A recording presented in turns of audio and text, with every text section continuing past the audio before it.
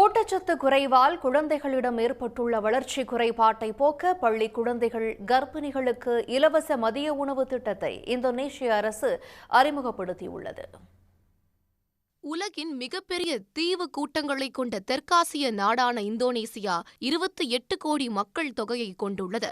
நாட்டின் மிக முக்கிய பிரச்சனையாக 5 வயதிற்கு உட்பட்ட குழந்தைகளில் 21.5 விழுக்காடு குழந்தைகள் வளர்ச்சி குறைபாட்டால் பாதிக்கப்பட்டுள்ளனர்.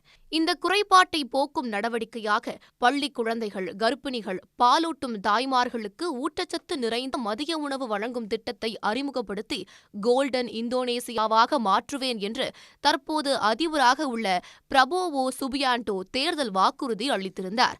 கடந்த ஆண்டு அதிபர் தேர்தலில் வெற்றி பெற்ற 73 வயது பிரபோவோ தனது தேர்தல் வாக்குறுதியை நிறைவேற்றும் விதமாக மதிய உணவு திட்டத்தை அறிமுகப்படுத்தியுள்ளார்.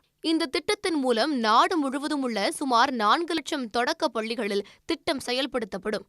சோறு, மிதமாக வறுக்கப்பட்ட காய்கறிகள், பழங்கள், சிக்கன் ஆகியவை வழங்கப்பட்டன.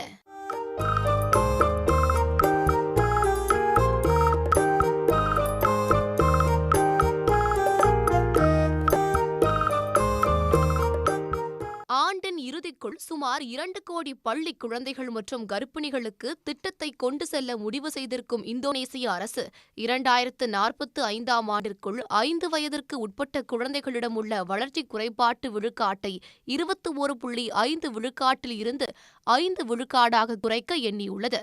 இந்த திட்டத்திற்காக அமெரிக்கா, சீனா நாடுகளின் உதவியுடன் இந்திய ரூபாய் மதிப்பில் 36,000 கோடி ரூபாயை ஒதுக்கியுள்ளது. தமிழ்நாட்டில் சுமார் 100 ஆண்டுகளுக்கு முன்பே தொடங்கப்பட்ட பள்ளி குழந்தைகளுக்கான மதிய உணவு திட்டத்தை கனடாவை தொடர்ந்து இந்தோனேசியாவும் தற்போது நடைமுறைப்படுத்தியுள்ளது. உடனுக்குடன் செய்திகளை தெரிந்து கொள்ள சன் நியூஸ் பெல் ஐகானை கிளிக் பண்ணுங்க.